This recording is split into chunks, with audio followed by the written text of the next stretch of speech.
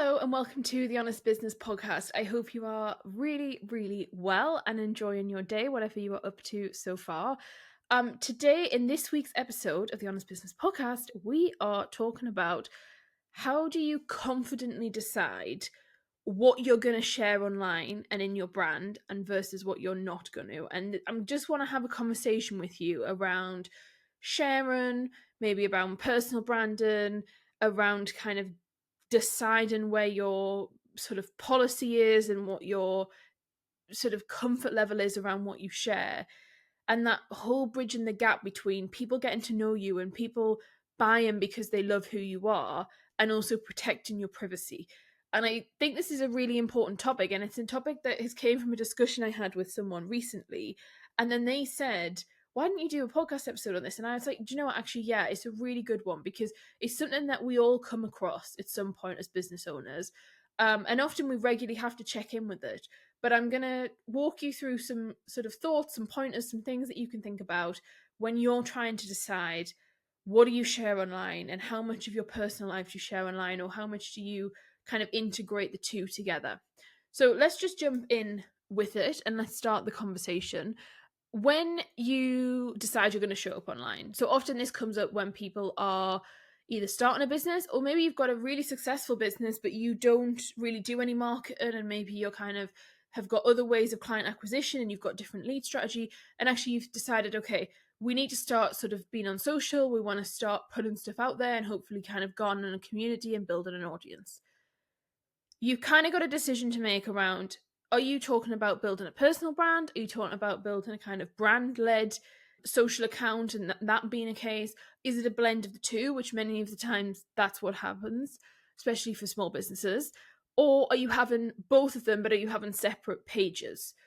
And I think that in itself is something you have to decide on. And the answer to that is complex and different. I think if you're a product-based business that is aiming to go mainstream and is aiming to scale and aims to be a big business, I think having the brand account and the founder account as two separate things is really impactful. I think if you're a small business who is, looking to make under 100 grand a year, or a couple of hundred grand a year, or even a couple of £1 million a year in revenue, that can work if you're a product-based business with just one account, and you can blend the two together, and you often get a really nice sort of garnered audience and kind of momentum build with that nicely. If you're a service-led business, you can choose either of those two things.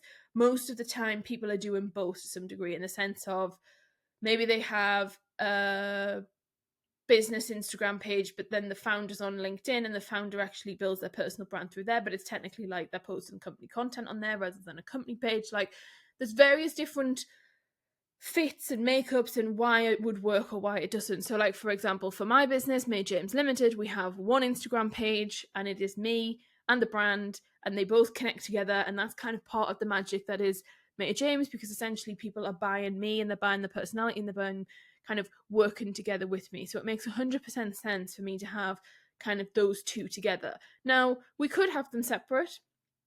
There is no reason why it wouldn't be in the future. There's no reason why we can't. But right now, at this time of recording, they're kind of one thing.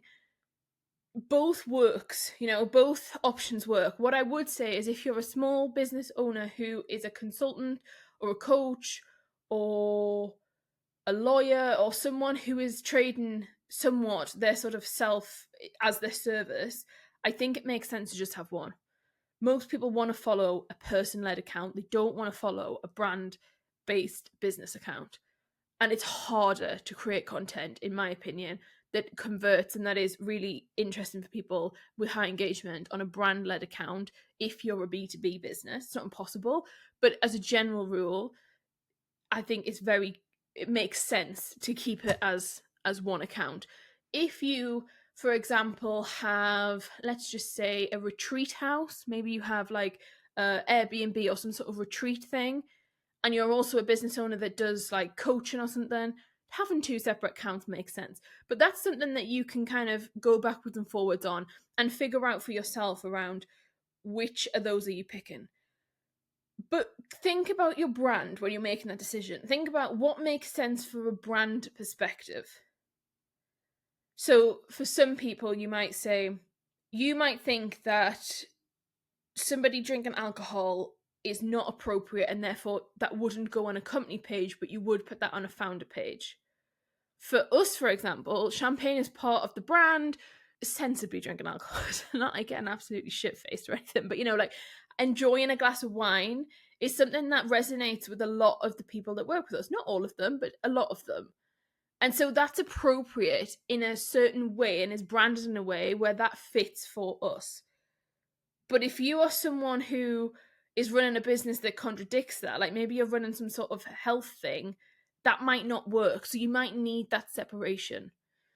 And there's you need to just think about your brand and what does it mean for your brand. So identifying, is this personal brand? Is this brand led? Is it a mixture of both?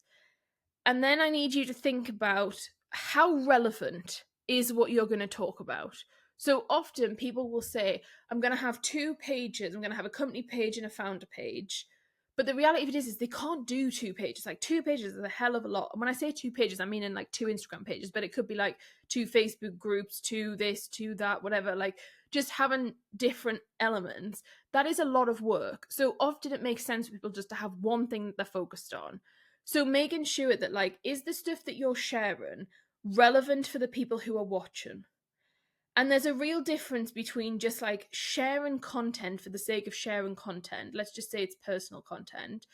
And then like sharing content with a meaning and a message. So for example, with that is like when I post a story, I really try hard to make sure that there's some sort of learning in that or some sort of lesson or some sort of reflection point for people who are consuming it. So it might not be to do with business. I might just post something like, I don't know, like post something I'm doing in my life. So that's a personal piece of content, but they might have text overlay on it, or it might be something that I reference, like I'll then do maybe a talking video, and it's something to do with that. And you try and build story, or I try anyway, to build thin stories, thin threads. They don't have to be intense things, they don't have to be really long, but just like how relevant is it for the people watching?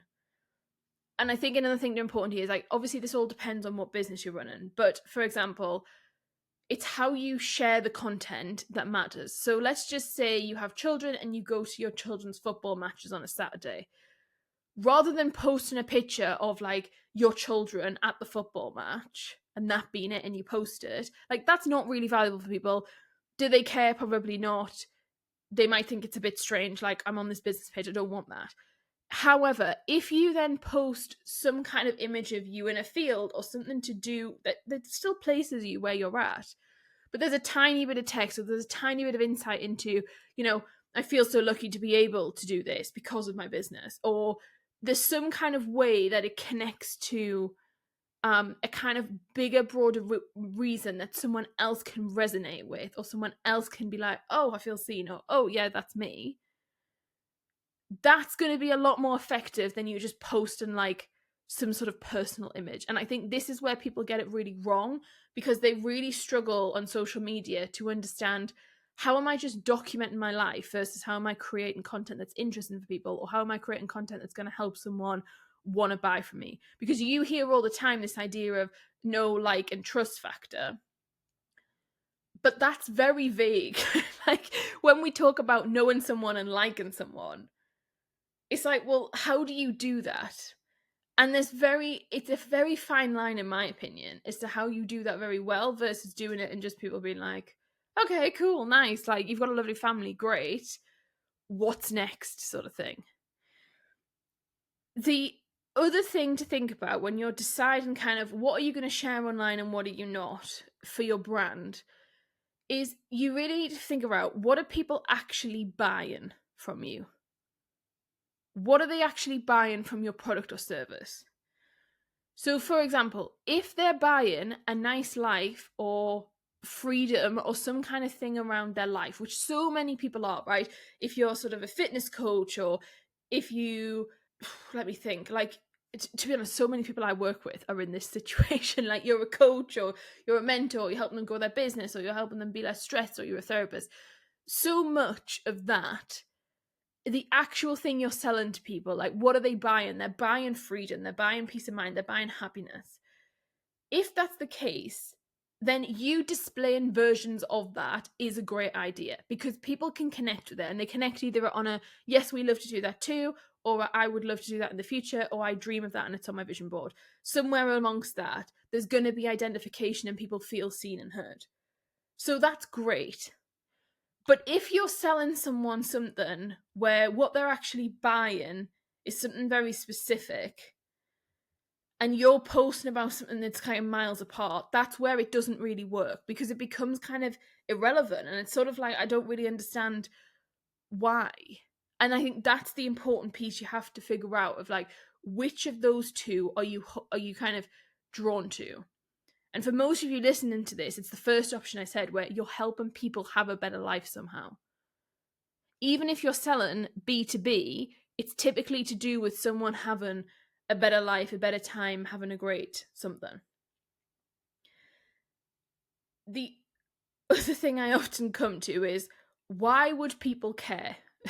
If you're going to go and post something, let's just think about, like, why does anyone care? Now, you have to be careful with this, because I think you can end up never posting anything if you do that, because you can end up down a procrastination and a perfectionism trap where you're like, oh, well, this is just crap and no one cares and no one's going to care and blah, blah, blah. But what I mean is, it's like, why would people care about that thing that you've posted? And just question it, you know? It doesn't have to be that it's going to change their life from seeing the post, but just question, like, why do people care? Why should they? Why would they? What's in it for them? Don't get too obsessed with, like, you. You got to think about, why are they watching that and where is the value? Because what you don't want to do is, and this happens quite a lot, if you're a service-based business owner, you don't want to then just friend zone everybody. And I call it kind of friend zoning, because it's literally that. It's where people will enjoy watching your stories, but they don't ever see you as a potential thing they're going to buy from. They just see it as like, oh, she's nice, she's cool, she does this nice thing, and I like watching her stories. And that's not what you want, because that's not the purpose of what you're doing it for. And the problem with that is, you can end up with quite a lot of engagement, you can end up with views, like the stats could be saying, oh, look, this is great content. But the reality of the impact on the business is not that. It might be that it doesn't actually increase sales, or you're not actually getting any further along than where you initially thought you were. Another pointer, if you're deciding, okay, well, do we share this online, do we not? Is it too personal? So I have got a list of things that are just off the cards, not gonna happen, boundaried, I do not share. I've then got a list of, like, maybe dependent special occasions sometimes, and then I have a list of, like, yes, that's great, that's fine. So, and you'll hear people, like, if there's people you watch online and you enjoy watching them and you feel like you know a lot about them, you actually probably know very, very little, like absolutely tiny amounts. But what can often happen is, because they've chosen a section that they will let you into, they'll let you into all of it, or they'll let you into a lot of it, and you just don't necessarily realize that there's a whole part of their life that you don't see. So take the time to get a piece of paper out and list down, like, what are you happy to share? What do people get access to? What do they absolutely not get access to? Like, in no way, like, what is off guard? So for some people, it's like the faces of their children. It might be certain family members' names. It might be the picture of the outside of your house. Like, what is a complete no-go?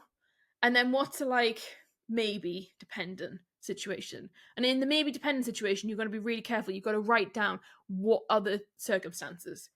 Because that's the column where it can get people in a bit of a frenzy about, well, I don't know if I should have done, or I didn't really normally do that, but I have posted it and now I feel really bad. So get really clear on what is too personal for you, what's out of bounds. And then also, rather than just being too personal, like, what is not necessary? There's certain things that are just not necessary, yeah? Like, for example, if you're a lawyer, for instance, and I don't know, I'm trying to think. Maybe you do, like, business cases, like certain sort of commercial cases. You talking about your health is probably not that valid.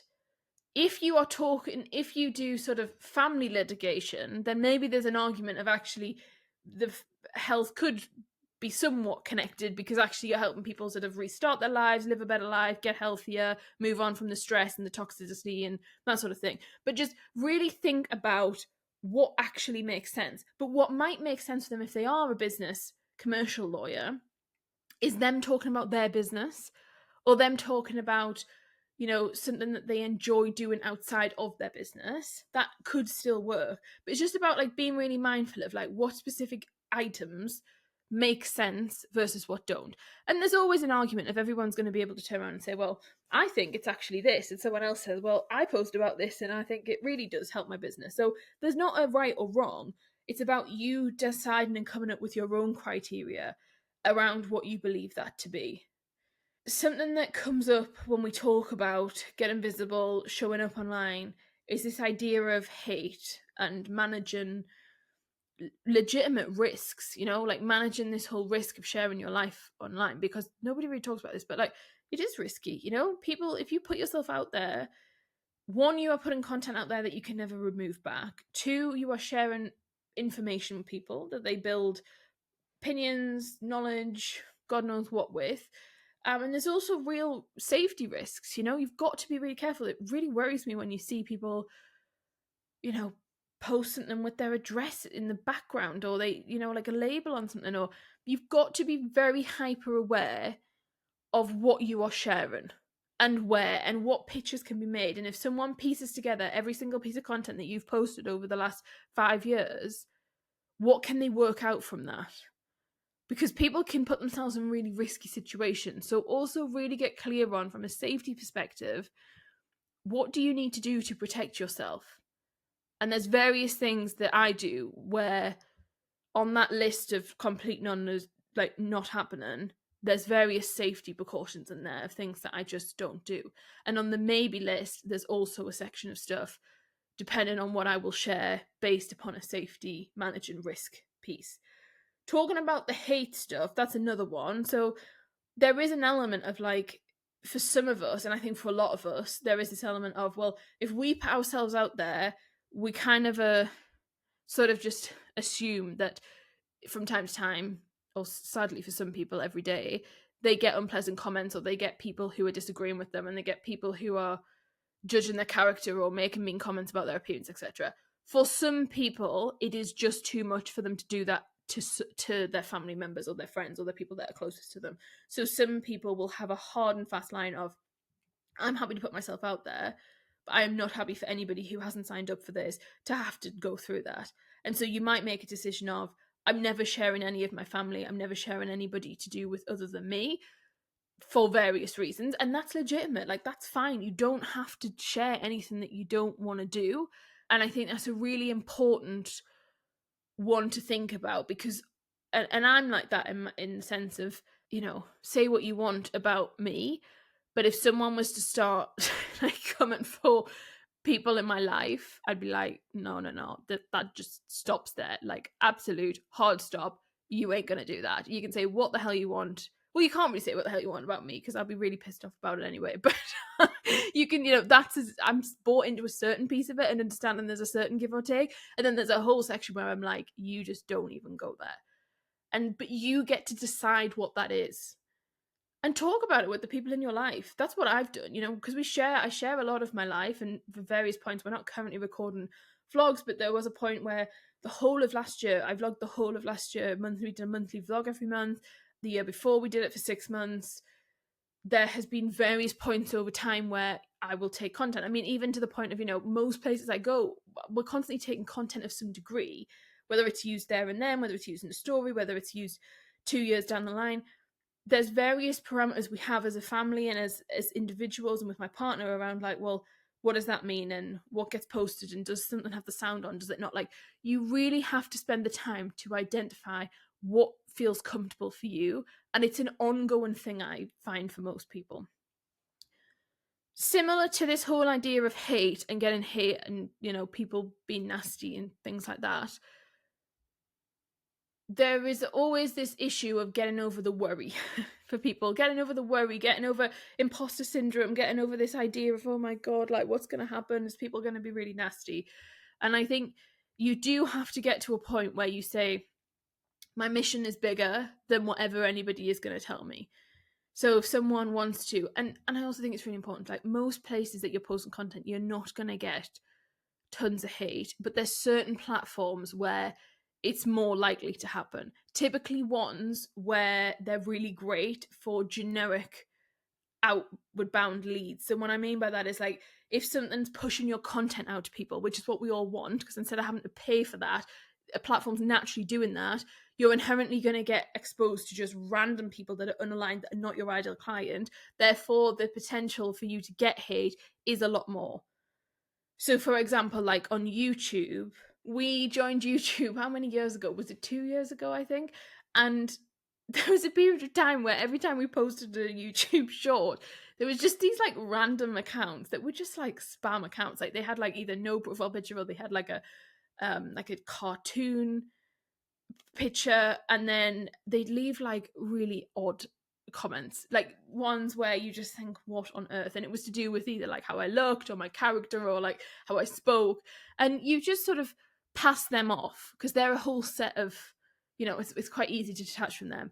Then you've got like the LinkedIn people where some of them can have like their profile picture and their name and their job and you know where they work, and they still choose to say all sorts of not that so pleasant things. And many a client has come at me and said like, this is just nuts, like we know so much about them yet they still do it.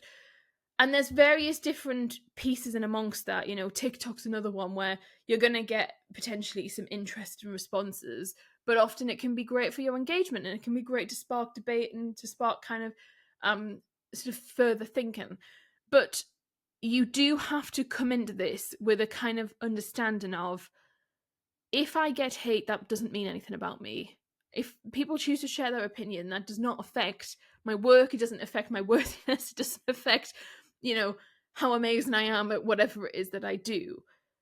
And you have to be able to manage that. And your emotional intelligence has to be in a place where you can deal with that. Because, if you end up going viral or you end up taking off in terms of audience growth, it can be extremely overwhelming and extremely devastating to have tens and tens of messages or hundreds of messages that are very unpleasant.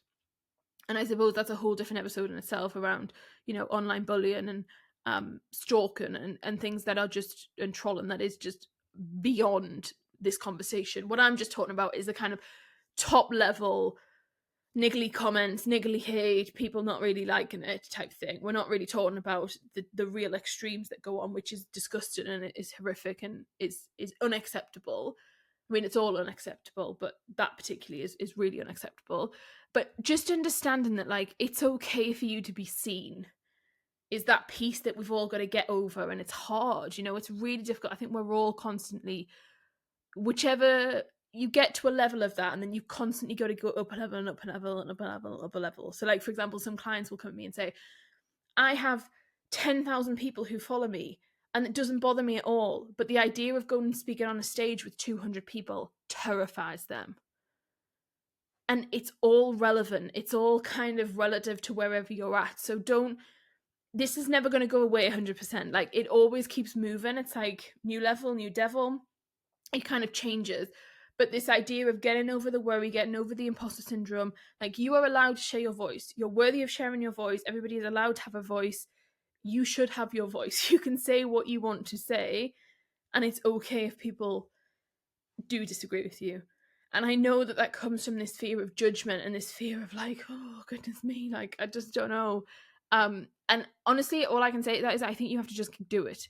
I don't think there's any kind of preparation that you can do beyond a certain point where you have to just get on with it, do it, and you work through it. And you have to remember that the people that you look at who share confidently things online and who you enjoy what they present online have most likely spent years and years and years and years of their life refining that and changing that and tweaking that and building on the same issues that you're experiencing. And that's so, so true, Like, how many years has somebody been at every single day posting something?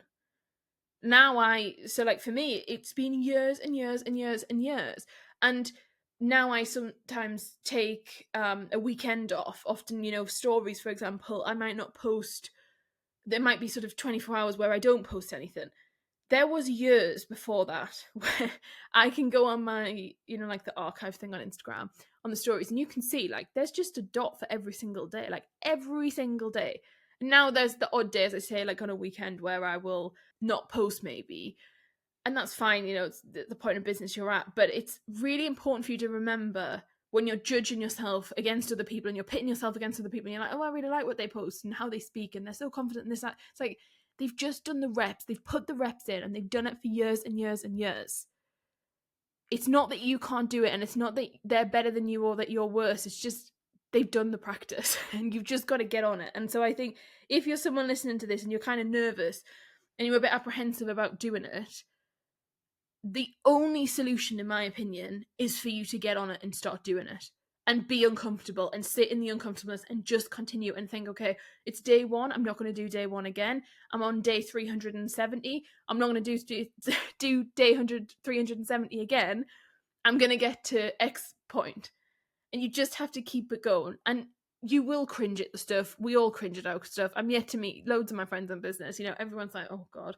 Even we look at stuff from like 2 months ago or 3 months ago, we're cringing. So don't think you're alone in that. You're not. It's just, it's not really spoken about. But most people are cringing when they look back at whatever is going on. It doesn't mean that it's wrong, and it doesn't mean that you shouldn't have shared it, because it's still really important and really valid.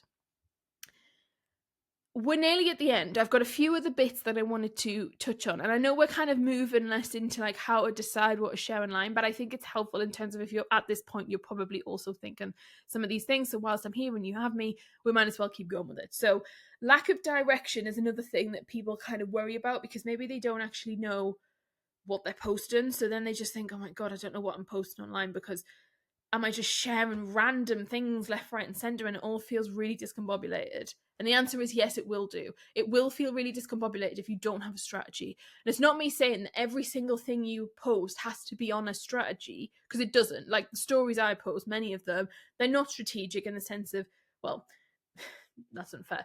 They are strategic, but they're not being written down of, Tuesday, you're going to make a story about this thing with this thing included, and we're going to do that. And Wednesday is going to be this.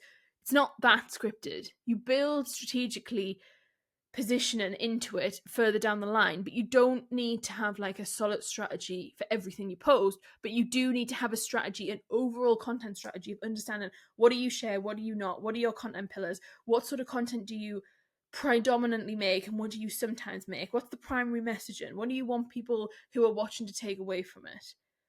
Like understanding that will help you massively, because lack of direction is a real thing. It's hard. I think lots of people, often people will come to me who say, I'm 10 years in business, but I've just lost the direction of what on earth I'm posting about. It's a very normal feeling. Similar to that, I often get the question, what do you do if you've not posted for ages and you feel really awkward? Because often that's a real thing. Maybe you've taken some time off because you had to, it's happened in your life. Maybe you're taking time off because it's been Christmas, or maybe it's been some sort of summer holiday and you've wanted to just disconnect. My opinion on this is you don't need to dramatically announce that you're back. You don't need to be like, oh my God, I'm so sorry, and I haven't done this and I haven't done that. Like, just post like you would have done. So like, just get on, post it, keep going. Most people are not going to notice you haven't been there, because most people don't care.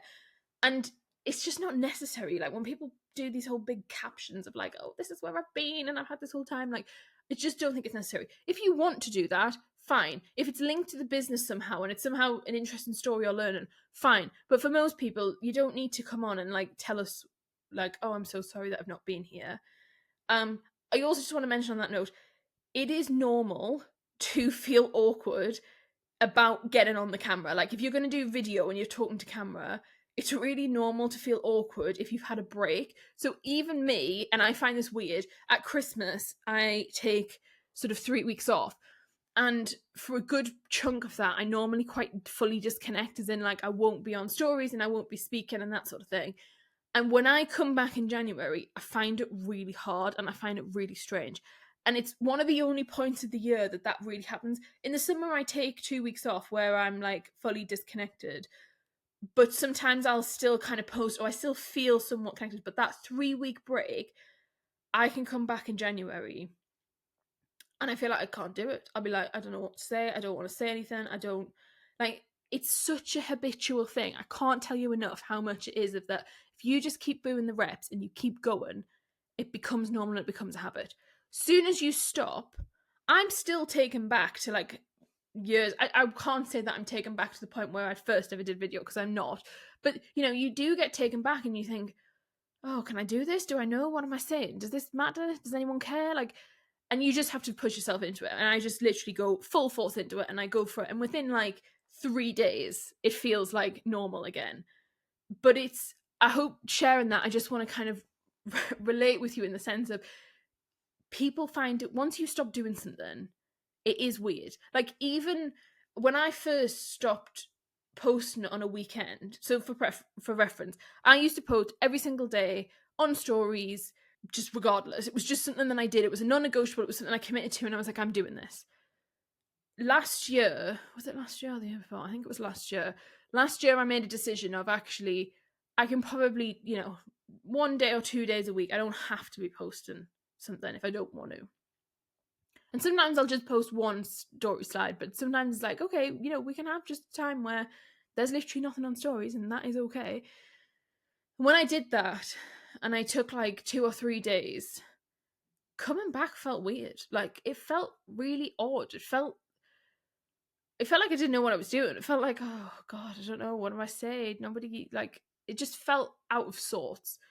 But I just want to remind you that, like, it doesn't feel like that for the other people. It's you that's feeling that. And so you have to just go for it, and you just say, okay, yeah, we feel that, and it's okay that we feel that. And you have your moment and you say, I'm safe and I'm okay and I'm going to do this. And you just keep doing it and you keep building on it. And that is really, really important, because you're not alone if you take a break and then you're like, what am I doing? Do I want to keep doing this? Do I not? So don't feel like you need to massively announce your kind of arrival or departure if you haven't posted in ages. Another question I get is, how do you get better talking to camera? The thing I can say to that is, you just got to keep doing it. You have to keep talking, talk long form, talk short term, do podcast, maybe video yourself all the time. You don't have to necessarily look at it, but just get better at speaking.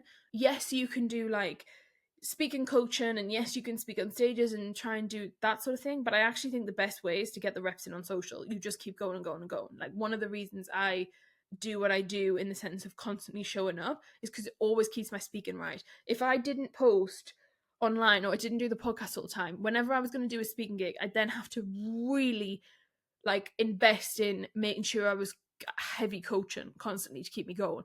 And whilst I still, obviously really prepare for a keynote or really make sure that I've got time to really understand what I want to say, there is a huge level of relief I have where I just know I'm constantly talking. I'm constantly speaking for a job, and therefore it really helps. So getting better talking to camera, you've got to get the reps in. Also, getting advice from someone is helpful. So like, sometimes people, when they start posting online, I'll then review their stuff every week and I'll be like, okay, well, change this, tweak this, maybe try and say this quicker, maybe slow down. Like, having some support and coaching can be massively helpful. But just don't use that as an excuse. Don't say, oh, I'm going to do 3 months of coaching before I'm going to post online. Like, no, you need to be posting online. That's the only thing you need to be doing, and getting going with the camera, or even not even posting online, but just getting used to speaking, because it's crucially important. I just think it's the best way to learn, is just doing it. The next question I often get is, what do you do if you aren't getting engagement on your content? This is a whole podcast in itself. Maybe we can do that. You need to understand what type of content you're creating. So, is it engaging content in the first place? Is it inspirational? Is it shareable? Is it entertaining? If it's educational, it's less likely to be sort of shareable. It can still be, people might still engage with it, but you've got to understand what type of content are you putting out and why. Also, I think you've got to understand, like, what sort of engagement do you want? What do you value as engagement? Do you want comments, likes, shares, saves? Like, what is it that you want, and what are you drawing conclusions from? For example, like, is profile visits a better engagement metric for you to use versus like how many comments have been left? It's a long answer, that one, in terms of what to do if you're not getting engagement, but I think it's about really understanding what you are trying to get from that engagement that is important. And often as well, the answer that people don't like is that if you're starting out, It might just be that you have to keep going and going to get any engagement, which people really don't like because they want to post something and get engagement straight away. But, you know, many of us has done many years with low engagement or very little engagement. And then also, like, things have changed a lot. So in the last year or so, like Instagram, for example, people's engagement is massively down pretty much across the board, I would say. And so, like, many of us don't kind of value or don't put huge amounts of value on specific engagement metrics per post. We're looking at story engagement, or we're looking at kind of what does it mean from a link taps or profile visits, or like there's a lot of other things that we look at rather than just like how many likes did a post get and does that mean it's right or wrong. Because I can get like no likes at all on a post, but I can get quite a few saves on it, and like for me the saves is more interesting. So it's like, well, which do you want to look at? Just to round up, one of the things you need to do if you're going to get ready to post online and you're posting online and you're like, okay, I'm going to do this, you need to understand what success looks like for you. So similar to what we were just saying about the engagement of the posts and stuff like that, really think about, what does success online mean for you? Is it more sales? Is it people know the name of the brand? Is it that they know who you are and that you're associated with the brand? Like, what is the point of showing up? What does success look like for you? What is the metrics that you're using? And some of that might be quantifiable and others that might not be trackable. It might not be. For us, there's a huge amount of stuff where I justify some of the stuff we do online and I can't track the impact. I can't track X, Y, and Z data point that I'd like to. So you've got to really figure out in your head, what does success look like for you? And then the final piece, which is the real kicker that I want you to really lean into, is how long are you committing to doing this for? That's the absolute what it boils down to. Because none of this happens overnight. It's very rare. Like, yes, some people go viral, hit it off, and they have this beautiful community and it's thriving, and it's not just a one-hit wonder video. It's so rare. So rare. Do not aim for that. I don't even want that. Like, I wouldn't. Be very careful about what you're aiming for and what you wish for. And the kind of solution that most people come to of how do we do this in a way that feels good and how do we confidently share, things online is, yes, we have the boundaries and yes, we have the clear identifiers of what's on the table and what isn't. But the other piece is of like, you commit to doing this for the long term. You commit to doing this for the life of your business. You commit to doing this for life. Like for me, for example, it's like, I can't imagine I'd ever not share. It might change, the platform might change, and when I talk about my change, but like, I can't ever imagine not having a conversation that's often one-sided to people to hopefully inspire them or educate them or brighten their day or entertain them. And it's beautiful when we have these gorgeous conversations back and forth where someone says, I love this, or thank you for sharing it, or I'm having a really shit day, this is really helpful. Like, that's gorgeous. But you also have to understand that there was years and years and years that went into not really having much of that, or there's still days where there isn't much going on, but you still show up anyway. And so you committing to, I am committed to doing this for X amount of time, and I'm not going to give up, and I'm not going to throw the towel in, is so powerful. Give yourself enough time. Don't be too hard on yourself. Don't say, 3 months in and nothing's happened. This is shit. I'm crap. I can't do it. That's not true. I don't believe you. I don't believe you for a minute. And I think that's really important. As long as you're constantly trying to tweak and change and update your content and improve how you're getting along and improve your speaking and improving your kind of addressing, like how you can address something or your presence of when you speak, you will continue to improve. And that improvement really compounds and you get a hell of a lot better. And you grow as a person along the road anyway. And so that really impacts how you show up. But decide how long you're committed to doing this for. And my real tip would be, it needs to be for the long term. It needs to be a long-term commitment of, I'm showing up for my community, whether that's one person or whether that's millions of people. I want to build a community. I want to help somebody. I want to impact someone. And we've got this gorgeous opportunity where we can positively impact people around the world every single day, completely for free. Like, that's a gorgeous gift that we have. And so it's important that we utilize it. That is the end of this episode. I know it's been a bit of a long one. I know it's been a bit all over the place, but I know it'll be really helpful to someone who's listened, and hopefully many of you who've listened. So that is how you confidently decide what you're going to share online and what you're not. We talked about brand, we talked about, how your content is going to fit with one another, but go away and take action from this. I hope you go in and like, okay, yes, I'm going to write my things, I'm going to decide what I want to share, and you're going to get going with it and keep going with it and make that commitment.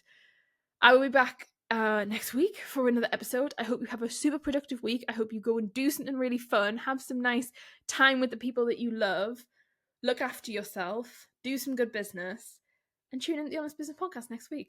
I'll see you soon. Take care. Bye.